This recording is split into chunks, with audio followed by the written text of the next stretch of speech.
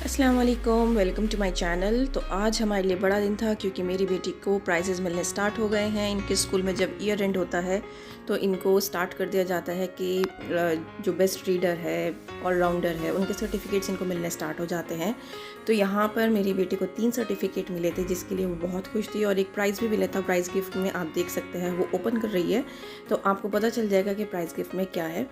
और ये एक बहुत बड़ा अचीवमेंट होता है किसी भी माँ बाप के लिए और बच्चे के लिए कि जब बच्चा इतना अच्छा परफॉर्म करे और उसको certificates at the end of the year मिलते हैं, राइट। तो उसको यहाँ पर एक आर्ट एंड क्राफ्ट की बुक मिली है और वो उसने मतलब बहुत खुश थी उसको देखने के बाद और आने के बाद चेंज करने के बाद सबसे पहले उसने इसी में वर्क किया और बहुत एंजॉय किया अपने सिस्टर के साथ। एंड अब ग्रेजुएशन डे भी है और इनका सीसीए फिनाले हो चुका है। अब इनका ग्रेजुएशन डे है जिसमें इन लोगों को मेडल्स वगैरह मिलेंगे। जो ऑलराउंडर होते हैं और अच्छे परफॉर्मर्स होते हैं उनको यहाँ पर प्राइज़ वगैरह दिया जाता है ग्रेजुएशन डे में। फिर शुरू होती है माँ की जिम्मेदारियाँ, क्योंकि आप जानते हैं मार्च का महीना है तो एग्ज़ाम का टाइम है। तो यहाँ पर मैं बच्चों को पढ़ा रही हूँ और हर एक बच्चे को मुझे अलग अलग वर्कशीट्स तैयार करके देनी होती हैं। तो अभी मैं छोटी बच्ची के लिए कर रही हूँ, सबसे छोटी के लिए, जो कि अभी केजी में है और उसको एडिशन सम्स आते हैं। तो मैंने उसको एडिशन सिखा दिया है, तो अभी उसने और होमवर्क मांगा था ताकि वो एक एक्सेल वर्कशीट कर सके। तो इसलिए मैंने पहले उसको एडिशन पेपर पे कराया है, उसको सिखाया है। देन उसके बाद वो क्या करेगी कि एक्सेल पे वर्कशीट्स को तैयार करेगी। यहाँ पर मैं अपनी बीच वाली बेटी को भी साइंस का पढ़ा रही हूँ। उसको थोड़ी सी हर्बीवोर्स, स्कैवेंजर्स में बेसिकली दिक्कत थी कि मम्मा स्कैवेंजर्स क्या होता है, मैं नहीं समझ पा रही हूँ। तो मैं उसको ईवीएस भी समझा रही थी। मेरे सामने जो बेटी बैठी है वो सबसे बड़ी बेटी है जिसका मैथ्स का एग्ज़ाम था, जो कि सिर्फ प्रॉपर्टीज़ याद करने में लगी हुई है कि किसकी क्या प्रॉपर्टी होती है। जैसे कि रूल्स जो होते हैं वो याद कर रही थी, क्योंकि उसको मैंने मैथ्स की सारी प्रैक्टिस करा दी थी। तो सिर्फ उसका फ्रैक्शन का चैप्टर रहता था, तो मैंने कहा था मैं तब कराऊंगी जब आपके वो 2 चैप्टर्स का मैं टेस्ट ले लूँगी। तो यहाँ पर इस तरीके से मेरा प्रोसेस चला। लेकिन ये प्रोसेस इतना आसान नहीं होता है जैसा दिखने में लग रहा है, क्योंकि जब आप कभी भी बच्चे को कोई भी कॉन्सेप्ट सिखाते हैं तो उसके साथ आपको बैठना पड़ता है। ये नहीं है कि आपने दे दिया, बच्चे ने कर लिया, या आप एक बार पहले सिखा चुके हैं तो बच्चा खुद से कर लेगा। तो यहाँ पर आप देख सकते हैं कि बच्चा मुझे दिखा रहा है और फिर उसके बाद कर रहा है। तो इसी तरीके से मुझे हर बार उसको प्रैक्टिस करानी पड़ती है। फिर उसके बाद उसको कहती हूँ चल ठीक है, आप 2 सम मैंने दिए हैं, आप ये खुद से करके लाइए। तो इस तरीके से हमारा जो दिन है वो चलता है। दैन यहाँ पर बात आती है वर्कशीट्स बनाने की। तो अब मैं वर्कशीट बना रही हूँ अपनी 2nd क्लास की बेटी की, जिसका ईवीएस का पेपर था। तो मैंने सोचा क्यों ना उसके लिए जल्दी से मैं वर्कशीट तैयार कर दूँ और वो मुझे टेस्ट दे देगी तो वो भी फ्री हो जाएगी। क्योंकि मेरा एक रहता है कि संडे के दिन मैं बच्चों को कोई ना कोई प्रोग्राम ज़रूर दिखाती हूँ, क्योंकि मेरे घर में टीवी नहीं है। तो मैं या तो उनको मूवी दिखाती हूँ, उनके साथ बैठ के खुद भी देखती हूँ मैं एनिमेटेड मूवी, या फिर कोई भी कार्टून दिखाती हूँ। तो इस तरीके से मैंने कुछ सेट किया हुआ है अपने घर के रूल्स। तो वही मैं कर रही हूँ कि बच्चे जल्दी से जल्दी प्रिपेयर कर लें और वो शाम तक फ्री हो जाएं।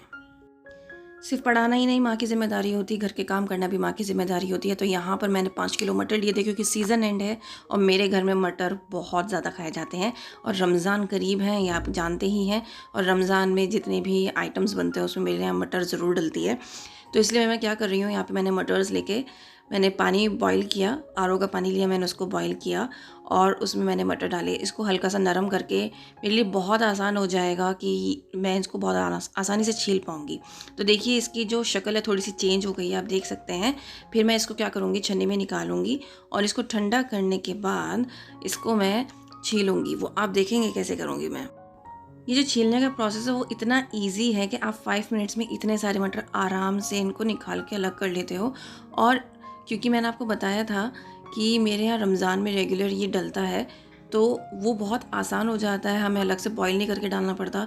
ये हल्के हल्के नरम भी रहते हैं और ख़राब भी नहीं होते। और मेरे पास डीप फ्रीज़र है तो मैं आसानी से इसको फ्रीज़ कर लेती हूँ, तो मुझे कभी भी इशू नहीं होता है। तो मैं हर साल ऐसे ही करती हूँ, इनको हल्का हल्का सा नरम करके इनको उबाल लेती हूँ और मेरे लिए फिर आसान हो जाता है कि मैं इनके जो दाने हैं मटर के वो आसानी से अलग कर सकूँ। भाई जब पढ़ रहे हैं बच्चे तो बच्चों का ध्यान रखना पड़ता है। तो मैं यहाँ बच्चों के लिए अंडे का हलवा बना रही हूँ, क्योंकि मेरे बच्चों को मीठा खाने का बहुत ज़्यादा शौक़ है और मुझे खुद भी मीठा खाने का बहुत ज़्यादा शौक़ है। तो यहाँ पर बच्चों की फरमाइश थी कि उनके लिए अंडों का हलवा बनाया जाए। तो यहाँ पर मैं अंडे ले रही हूँ, आप देख सकते हैं कि मैंने अंडे डाले हैं।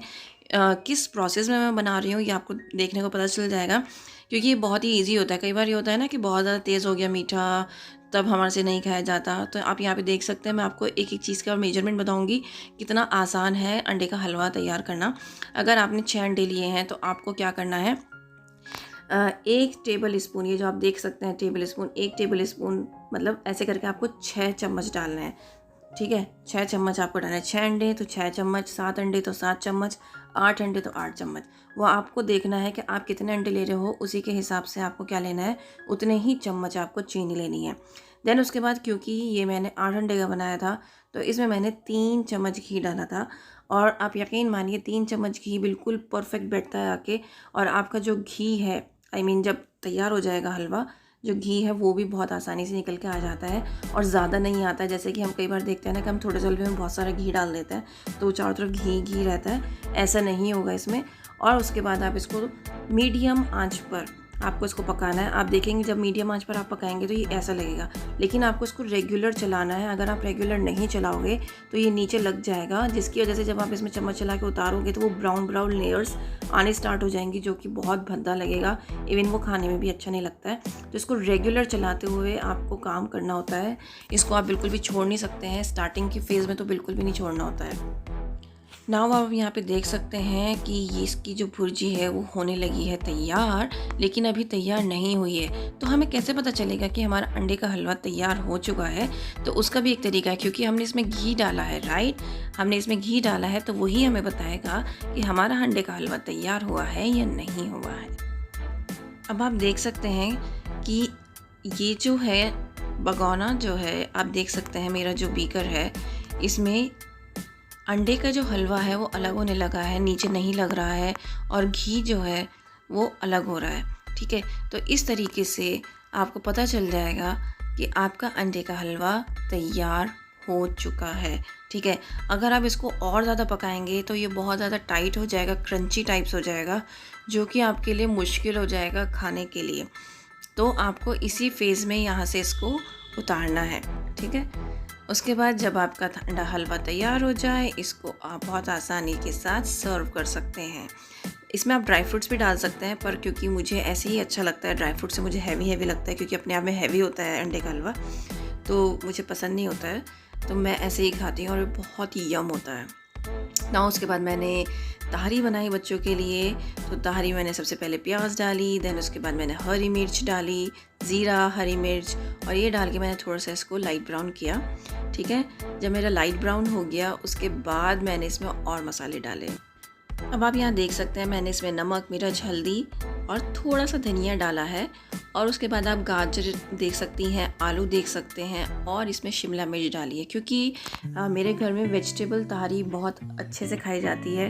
तो जितनी भी मौसम की सब्जियां होती हैं ना, वो मैं इसमें डाल के बनाती हूँ। अगर आपके पास गोभी है, गोभी भी डालिए, और अगर आपके पास मटर है, ये सब चीज़ें हैं ना, ये सब डाल के आप बनाइए, तो ये बहुत यम लगती है।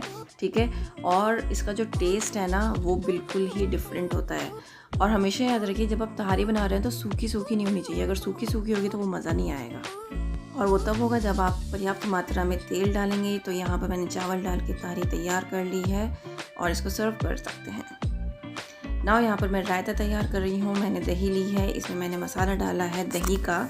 ठीक है, और मैं आपको बताऊँ कि मैं कौन कौन से मसाले बनाती हूँ, क्योंकि ये दही का जो मसाला है ये मैंने घर में बनाया हुआ है, जो कि मैं रमज़ान में भी यूज़ करती हूँ। तो अब रमज़ान आने वाला है तो मैं सारे मसाले बनाने वाली हूँ, तो मैं आपके साथ सब कुछ शेयर करूँगी, कौन कौन सा मसाला मैं दही बड़ों के लिए यूज़ करती हूँ और कौन सा मसाला मैं अलग चीज़ों के लिए यूज़ करती हूँ, क्योंकि मैं पकौड़े के लिए भी अलग से मसाला बना के रखती हूँ।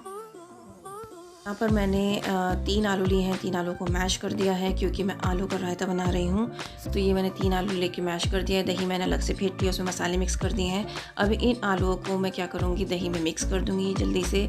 ठीक है, मैं अच्छे से मिक्स करने के बाद मैं एक फ्राई पैन लूँगी, और फ्राई पैन में मैं क्या करूँगी, तड़का चढ़ाऊँगी।